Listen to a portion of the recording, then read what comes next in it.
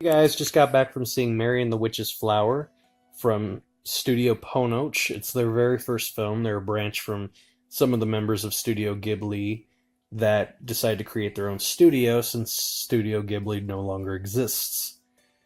Um, the film was kind of a combination of several of their other works like Ponyo, Up on Poppy Hill. Actually, it was kind of like a combination of Ponyo with Howl's Moving Castle with a little bit of Tales from Earthsea, but not too much. But it was very much geared towards little kids than it was towards just a broad audience like their normal films usually are, with the exception of Ponyo and several other little kid movies like that. Um, but no, it was an okay film. I went to go see the sub because for some reason there were five theaters in all of Vegas that were playing this film.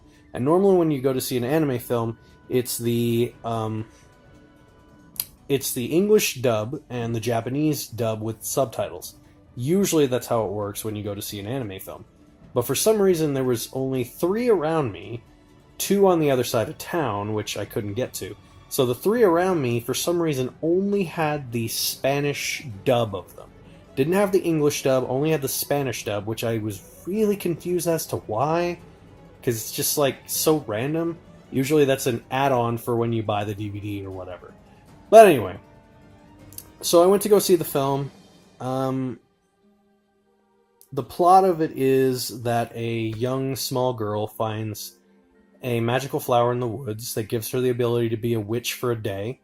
She gets whisked off into the sky, into this college for magical users, and basically you think it's going to go the Harry Potter route, but not really.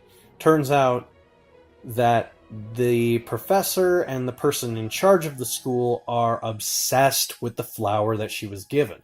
In fact, it was originally theirs, it was stolen years ago, and so now they're trying to get it back because they're using it to create magical experiments by combining animals into things.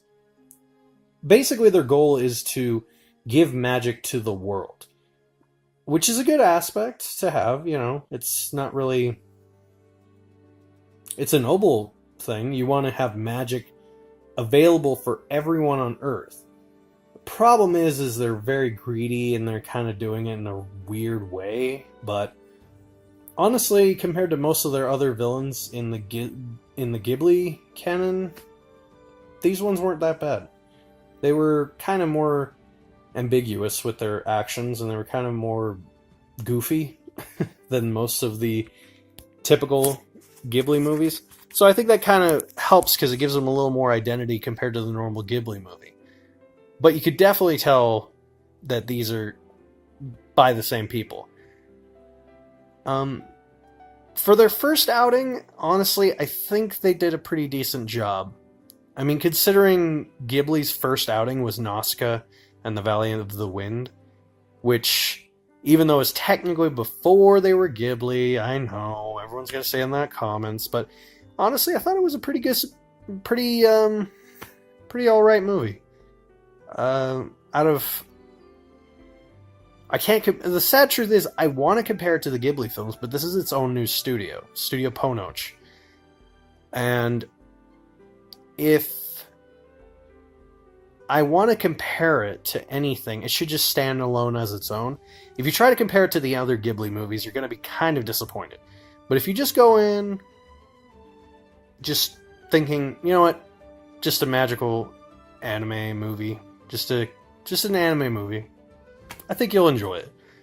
But don't expect it to be a grand masterpiece compared to like Ghibli, or don't expect it to be the next Spirited Away, because it's not. It's okay. It's an alright film. Probably not one of the best I've seen, but it was pretty good. It was pretty good for what it was. Well, let me know what you guys think if you saw it. If you haven't seen it, I think you should check it out. But leave a comment below, let me know what you think. Catch you guys next time.